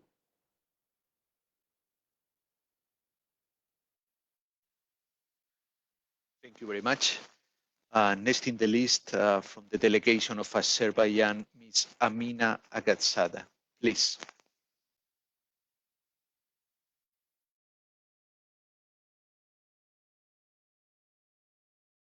Chairman.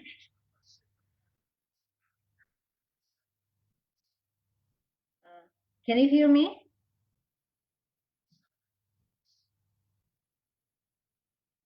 Dear colleagues, Mr. Chairman, thank you for giving me the floor.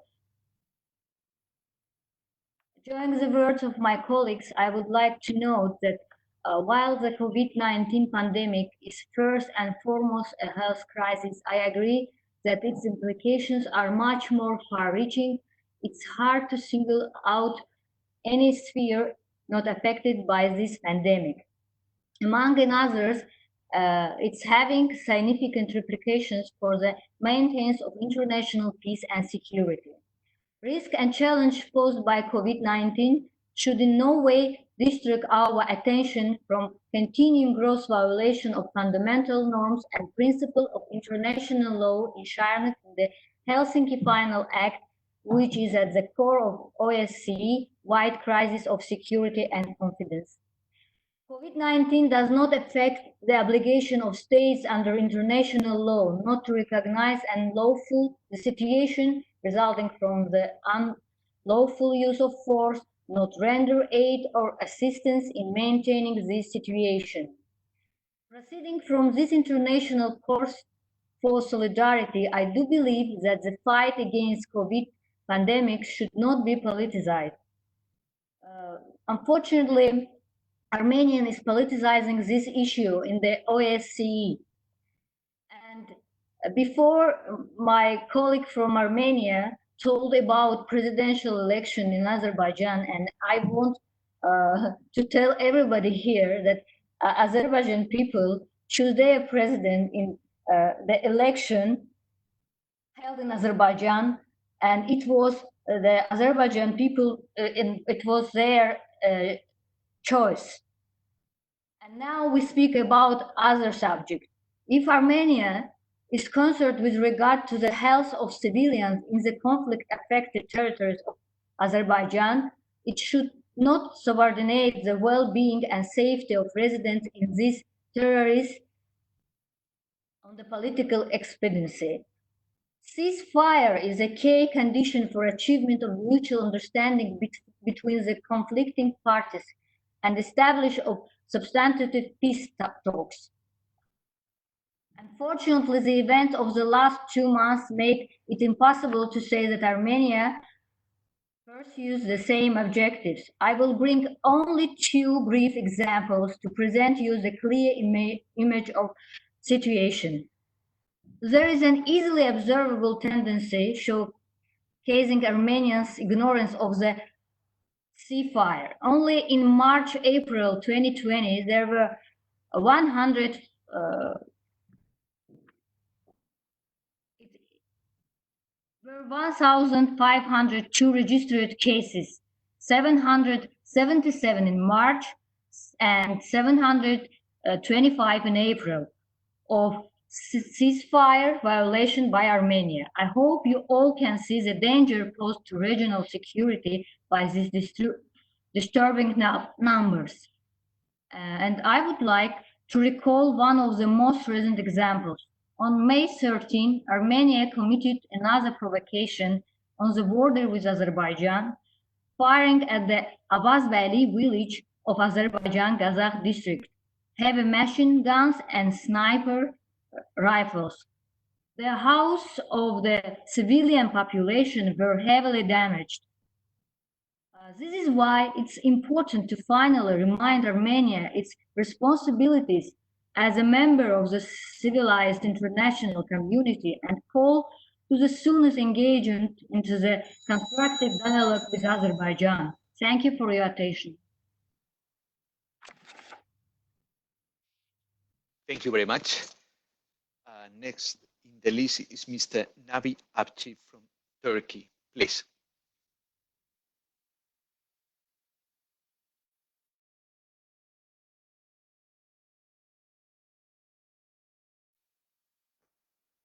Mr. Abchi from Turkish Delegation, please.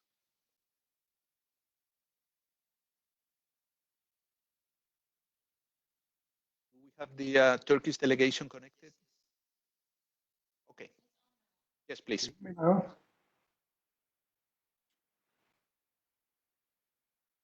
Çalışıyor mu, çalışmıyor mu şu anda?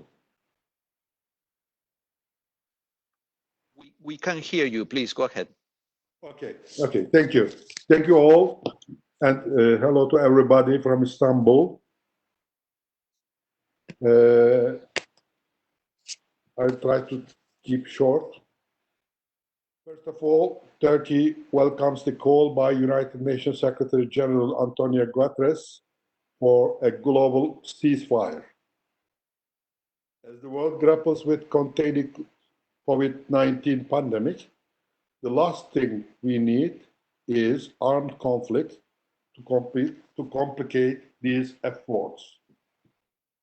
We regret that despite this call, the situation in eastern Ukraine has been deteriorated, especially in the last couple of weeks.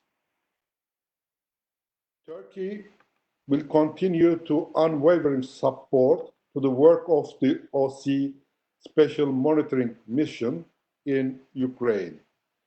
The SMM, as the eyes and ears of all 57 participating states, deserves a strong support from all parties.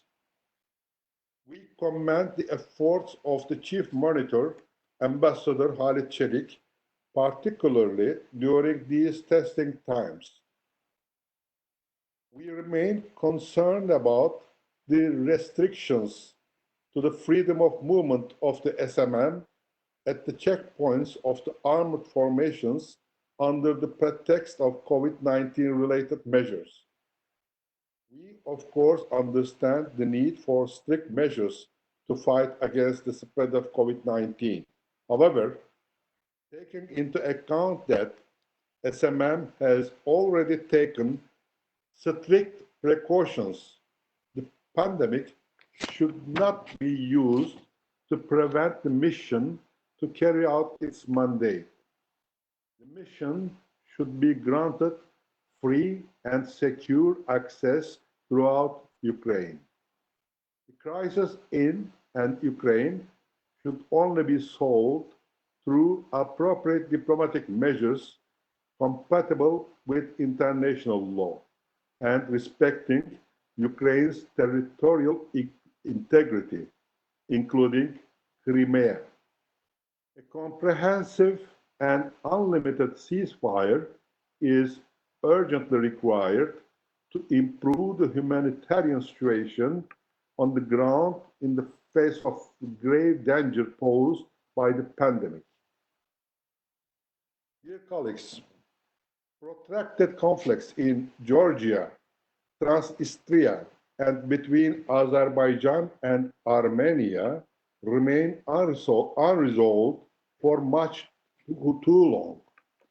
These conflicts clearly demonstrate the pressing need for a common political will towards building a truly secure OSCE geography. We need this political will, especially at the tough time we face nowadays. Being a country of the region, Turkey attaches great importance to the security and stability of South Caucasus. We reiterate that Turkey remains ready and is willing to contribute to any effort to help settle these conflicts in their respective negotiation formats. Regarding the conflict between Azerbaijan and Armenia, we underline once again that the often used remark that the status quo in the conflict is neither acceptable nor sustainable. The so-called presidential and parliamentary elections held on 31 March in Armenian-occupied Nagorno-Karabakh region is a manifestation of the efforts to unilaterally legitimize the current situation in Nagorno-Karabakh, which is contrary to international law. Turkey does not recognize these illegitimate elections, which will constitute yet another violation of the sovereignty and territorial integrity of Azerbaijan, and call on the international community not to recognize these elections. As a member of the Minsk Group, Turkey remains committed to supporting all efforts to find a just, viable, and lasting solution to the conflict through peaceful means, respectful of Azerbaijan's sovereignty and territorial integrity, in line with the relevant UN Security Council resolutions. We attach importance to the fullest possible use of the Minsk Group as an instrument to support these efforts. The mere containment of protracted conflicts cannot be viewed as success. The longer the protracted conflicts remain unresolved, the more they have negative effects on trust and confidence on our organization, which is the largest regional security organization in the world. The necessary political will should be demonstrated by all parties to reach a solution, especially in these challenging times. Thank you, Gustavo. Thank you. Thank you very much. I recognize President of the OSCE Parliamentary Assembly, Lord Peter Bowness from the United Kingdom, please. Good afternoon. May I say good afternoon to all my colleagues, especially the President, George Tesfrelli, and to you, Gustavo, and the Secretary General. Thank you for organizing this this meeting. And I'm very pleased that the Russian Federation has participated, because in so many of these conflicts, Russia's role and attitude is actually key to any resolution of these ongoing problems. Now, the point I want to make is this: all our governments are preoccupied with COVID-19, and many important issues, both national but also international, such as those that we're discussing this afternoon, are slipping down the agenda. I believe that it is part of our role as parliamentarians to make sure that these issues remain on the table, and not just on the table, but high on the agenda. So I would like to ask our two speakers, insofar as they are able to answer this question, are they satisfied that the governments of the participating states of the OSCE are working together for a peaceful resolution, not just during COVID-19 emergency, but after? Are they satisfied that they are not merely going to meetings and talking and expressing desires for peace and goodwill and humanitarian assistance? Are they satisfied that there is a coordinated effort to keep these items on the agenda, and indeed for diplomacy to be applied where it's necessary and where it is needed? And I'm sure that our colleagues from the Russian Federation will acknowledge that they need to be part of that if we are going to come to a conclusion. Thank you very much indeed, Mr. President.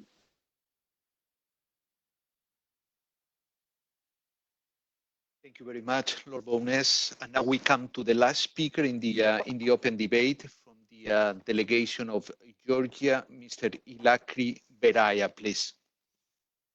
Thank you very much. Good afternoon, ladies and gentlemen. It's a pleasure and great honor to participate in this event. It's a very important event, and I would like to thank the organizers and the initiators. And it's very important that even during the pandemic, we discuss the issues with regards to unresolved conflicts in the OSCE area. So as with regards to the Georgian occupied regions of Georgia, I just want to emphasize that situation in both of those regions is alarming. Russia, of course, continues not only to ignore the conditions of six-point ceasefire agreement and other obligations under the international law, and also at the same time, it makes steps for full annexation of those regions with regards, in full disregard of the international law. As you well know, there are 10,000 Russian troops, continuous military drills, heavy offensive military equipment stationed in occupied regions, which pose a very significant threat, not only to Georgia, but to the entire regional stability and security. So as to Russian illegal activities in the occupied regions, and I just wanted to emphasize that despite pandemic, the illegal process of borderization is still ongoing. We had several cases in April of those processes, and which further deteriorated the situation on the ground. We had cases of erection of so-called barbed wire and fences, illegal process of making so-called enter-fire so-called lines, several kilometers long, which deprived the local population access to their agricultural lands and worsened the situation on the ground. What is worrisome and more alarming at what can also be considered as a direct impact of the COVID-19 in the pandemic environment is that Russia continues still to wage its hybrid warfare, manifested in disinformation campaign, including the Richard Lugar Biological Laboratory in Georgia, which is a Georgian government medical facility which plays a very significant role in countering the pandemic. So these are the illegal steps which Russia implements during the pandemic with regards to the occupied regions and with regards to the entire Georgia. Plus, Russian CBRN troops have been illegally moved from occupied annexed Crimea to the occupied region of Abkhazia, which is also alarming. So it's very important that pressure on Russia by the international community, by the OSCE, its member states, continues so it fulfills 6-point ceasefire agreement and all the obligations under the international law. Of course, you are well aware that the government of Georgia has a declared peaceful conflict resolution policy, which includes a medical treatment of our citizens on the other side of the dividing lines that we do. Throughout the years, we have been providing them with all services, including the medical care. However, we have full preparedness and ability to provide them with respective assistance on the ground beyond the dividing lines. And here, this is very important that occupier regime of the Russian Federation does not interfere with the humanitarian steps of the Georgian government, which we are ready to implement.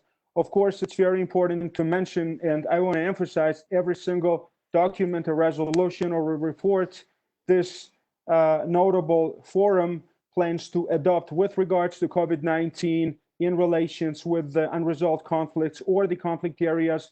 It is very important that these documents contain a very precise and very clear calls upon the Russian Federation, which remind the occupying power to fulfill its obligations under the international law, 6-point ceasefire agreement, its provisions, as well as to immediately remove any restrictions which hinder the humanitarian activities on the ground. Thank you very much. Thank you very much.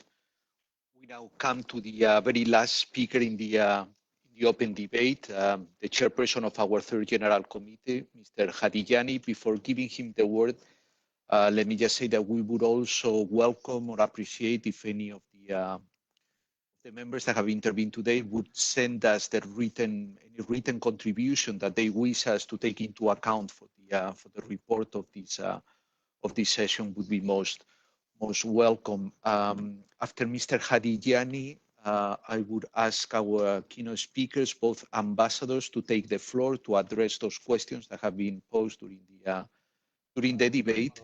And after that, Mr. President, please. No, please, you can end your, and I will say, just ask for something before you will conclude. Yeah, thank you, Mr. President. So then if you agree, we will proceed that way. We will hear Mr. Hadiyani, we'll conclude the open debate. We will ask both keynote speakers to respond to the questions that have been posed to them. We will hear our rapporteur. And then, Mr. President, maybe you can have some concluding remarks. Thank you very much. Thank you very much, Gustavo. I think this time we have more, especially me, maybe more technical problems with the quality of internet here, not hearing everything well. But I would like to have a very short question after Hadiyani before our distinguished speakers will respond finally.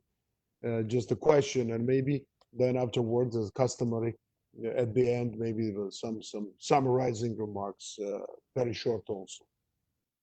We will proceed then. Mr. Hadiyani, please. Thank you, Gustavo, dear colleague. The COVID-19 pandemic exacerbated further instability in conflict-affected areas.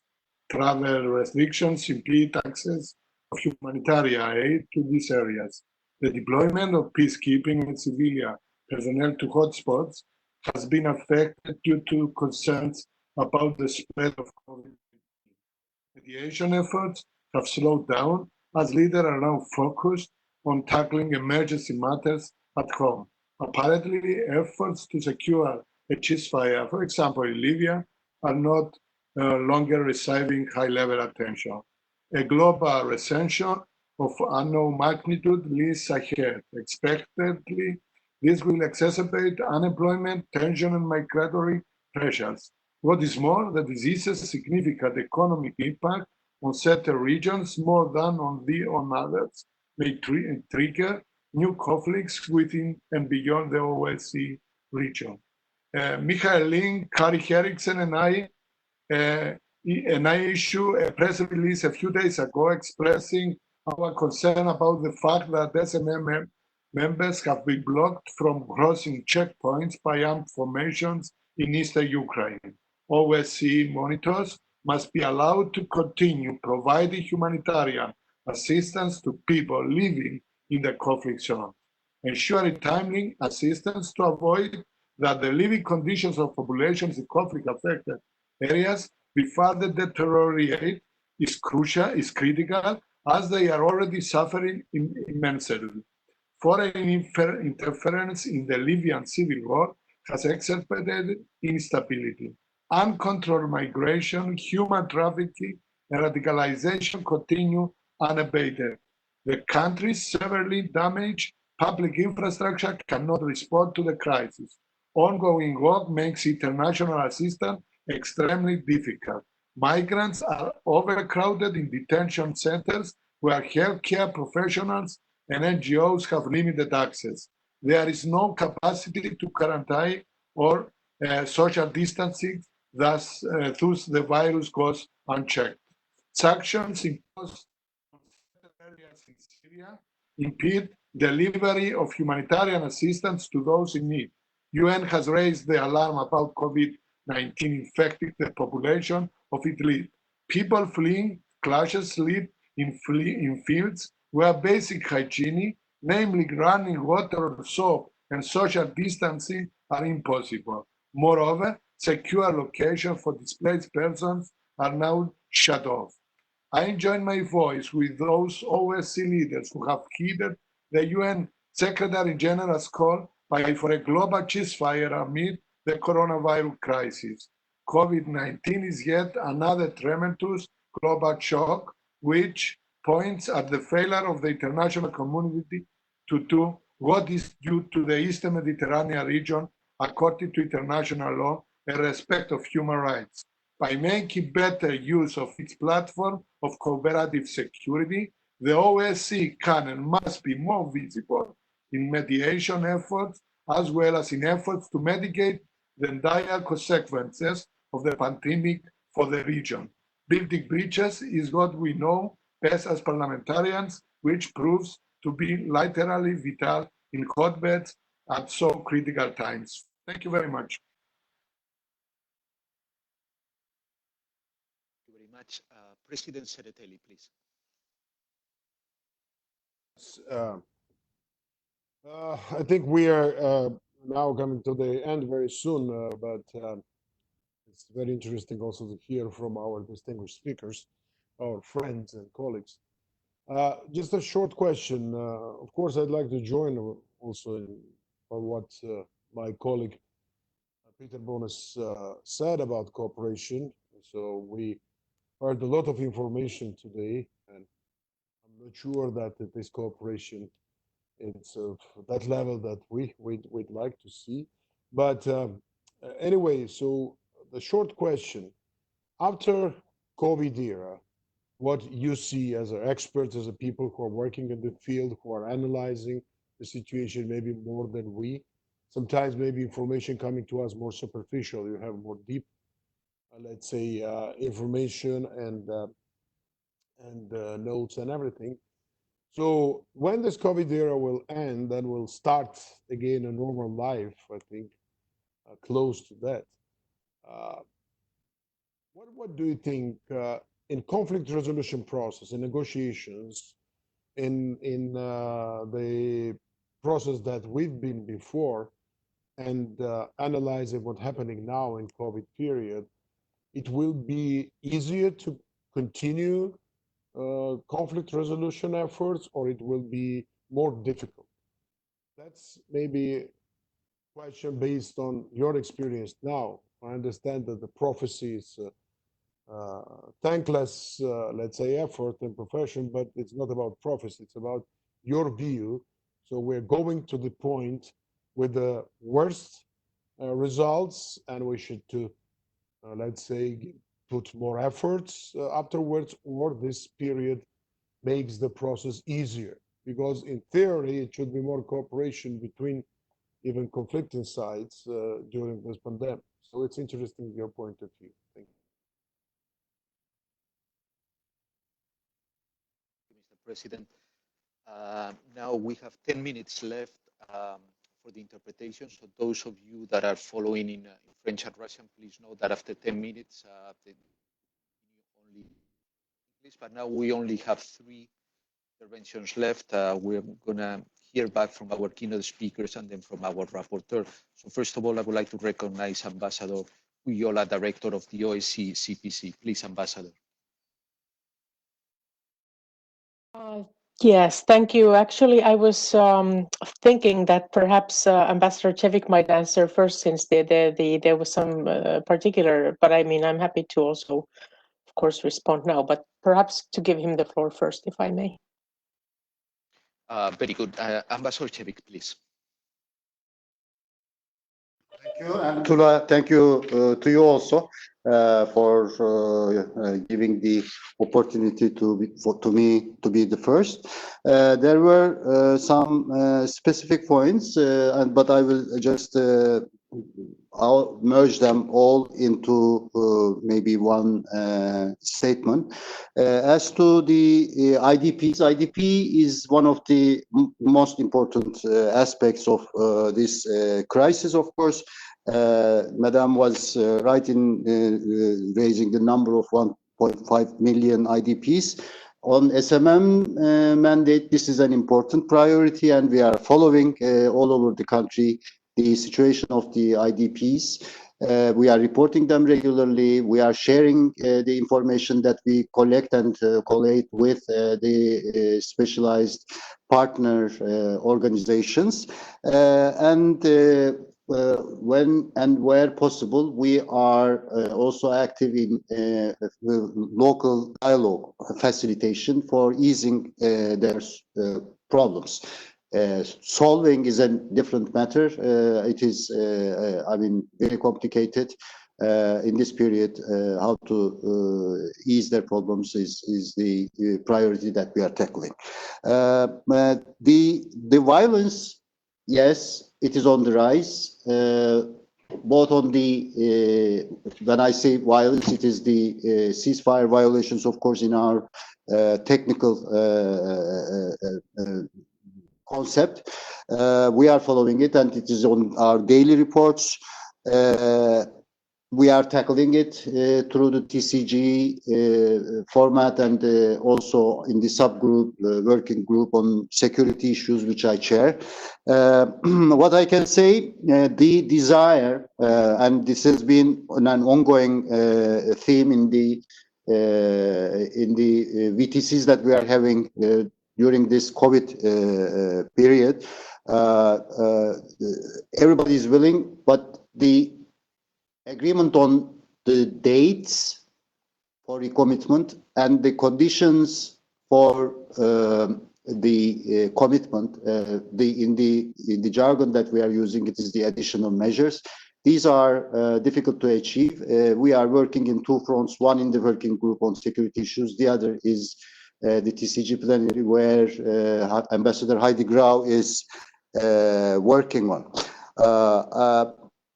Or if I may join the 2 questions about, I mean, what can be done by the OSCE Parliamentary Assembly and the satisfaction from the governments, I would put it as the international community. How can it help? From my perspective here, I may say that, I mean, as the chief monitor of the SMM, this is a strategic issue, or an issue in the strategic sense. The Ukrainian in and around the crisis in and around Ukraine. It is a fault line in a way in the Eurasian geography. So it deserves closer attention by all for the solution of the problem. Parliamentarians have a lot of leeway, flexibility that they can use. This is an excellent forum, and I was able to observe and participate in a way to the deliberations today. There is much value. The same goes for the governments. This should be high on the international strategic agenda, and this is the only way I think we can help the parties to find a mutually acceptable solution, if I may put it that way. As coming to Mr. President's question, it is interesting. We moved from a normal to a COVID isolation period. It's going on, and it may continue for some more time. Everybody is speaking about now the second wave and so forth. My fear is we will not be able to return back to normal, but it will be a new normal. And in this new normal, inevitably, we may expect some of the measures that are valid remain as residues or remnants of today's measures may be part of the new normal. How to mitigate the effects of these remnants is going to be important. On the positive note, I may say that the VTCs or this teleconferencing has proved to be really effective. And I think in the new normal, we will be able to move this new tool more to the positive side for increased interaction between the parliamentarians, between the capitals, between intelligentsia, between academia. I hope that this would be one of the positive aspects of these difficult times that we are passing through. Thank you. Thank you very much, Ambassador, and once again, thank you very much for sharing your time with us, with the Parliamentary Assembly today. And now, Ambassador Ulloa, please. Thank you so much. Yeah, let me actually try to answer the two last questions. One of them, whether satisfied with the governments working together, and then will it be easier to continue or be more difficult in conflict resolution?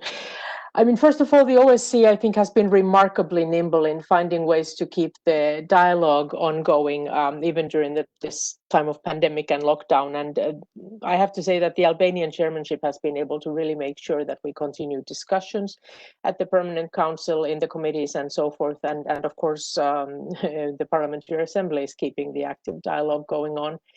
And at the same time, all the field operations, as I said earlier, continue to work to implement their mandates, even under the challenging circumstances. And here I really want to say that it's also about prevention of conflicts and crises, because that is cheaper than resolving them. And each field mission in countries where there is no ongoing conflict as well is supporting the resilience of the host country. And of course, in the current circumstances, first of all, responding to the immediate crisis, but also to maintain the sustainable and resilient development of the states and societies, socially, economically, and politically. And after the most acute pandemic situation is overcome, as we've discussed today, we will all be faced with serious economic consequences. And so really sustainable political stability will be very important. And that's where democracy, rule of law, good governance come into play. And the role of the Parliamentary Assembly is so important. You parliamentarians are the guardians of peace. So I really have high appreciation for your work. And as to will it be easier for conflict resolution processes, I think the answer is really that it depends on how much cooperation and confidence building the current crisis generates. Humanitarian initiatives were mentioned as important, and they can not only support the vulnerable populations in the conflict-ridden areas, but they also function as confidence-building measures. So I do hope And I am hopeful that in some instances there is more trust built between the conflict sides when everybody has to act together to mitigate the effects of the pandemic. So let's hope that something good comes out of this as well. I will leave it there, and thank you so much for allowing me to participate in the debate. Thank you very much, Ambassador, and thank you very much concluding in that optimistic note. We really appreciate your time and your presence in our forum today. Now, last but definitely not least, our rapporteur, the rapporteur of the General Committee on Political Affairs and Security of the OSCE Parliamentary Assembly, Mr. Kasčiūnas from the Lithuanian delegation, please. Hi, hello, do you hear me? Yes, we can hear you perfectly.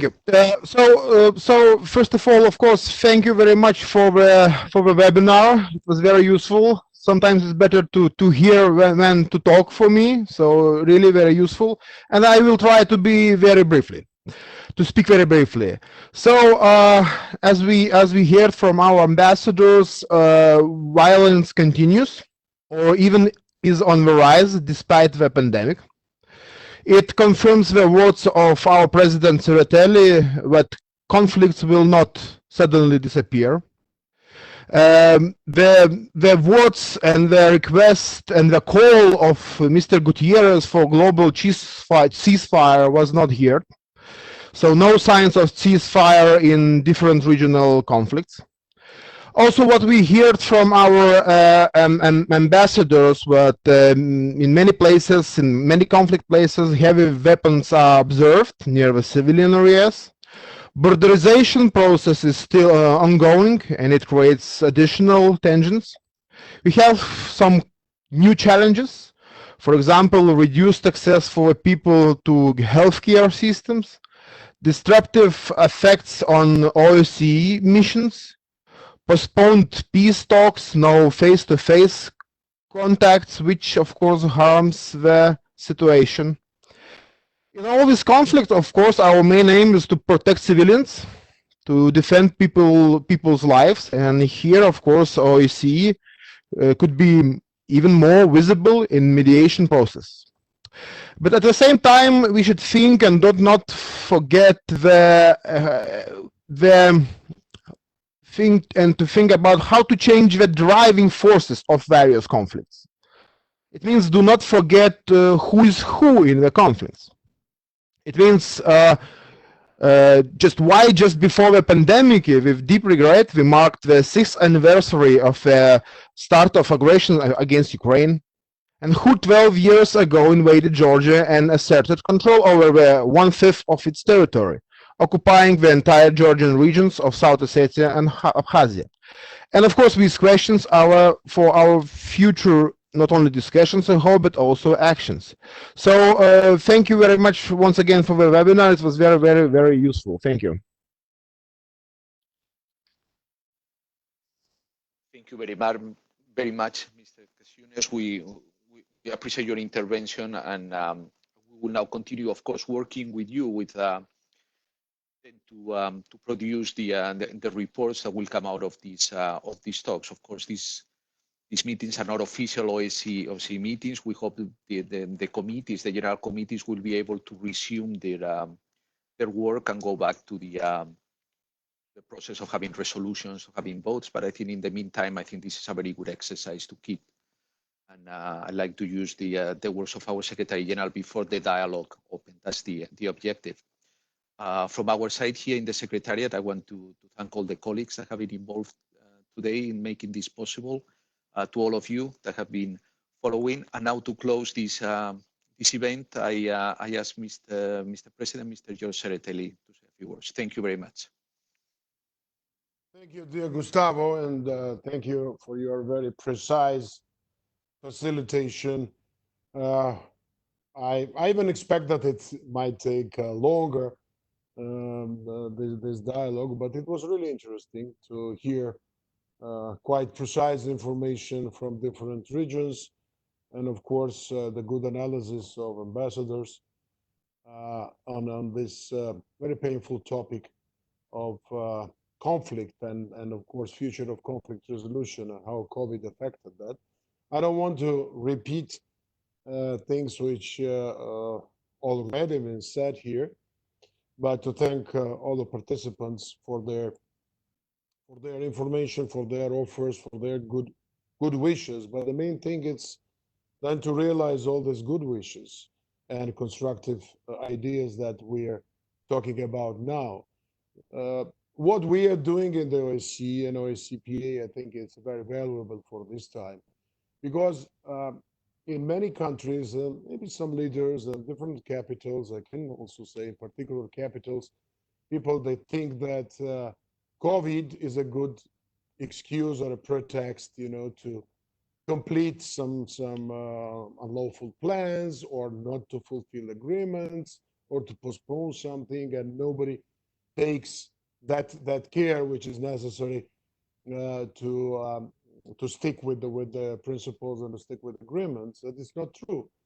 And what we are doing in the OSCE and what we're doing in the Parliamentary Assembly, it's a proof of that. So we keep an eye on all the important issues, and first of all, conflicts, and we will continue to do that. Of course, it was not pleasant to hear what happening in eastern Ukraine, what happening in Georgia with absolutely, unlawful activities, and unfortunately, still we see tensions between Armenia and Azerbaijan. And there was also information from Transnistria about the lack of cooperation because of the refusal of international aid in many cases. And what I personally expect, maybe I was more naive or maybe some others too, that there could be much more positive impacts on cooperation, on transborder cooperation, on cooperation between the countries specifically in and around the conflicts.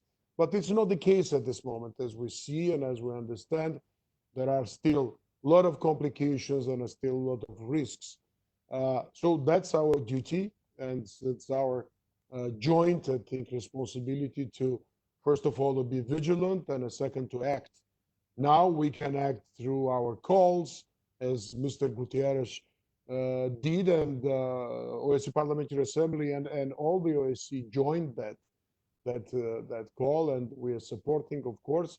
But of course, we have to continue on this path, to try to mitigate tensions, try to call the countries who are still violating international principles, and to activate our preparations for post-COVID era. Because as we mentioned, also repeated today, the problems will stay, and we have to tackle those problems with maybe new energy, if we will keep that energy at that time. So I'd like to thank particularly SMM and our ambassador Chevik for their tremendous work. I know that it's not easy.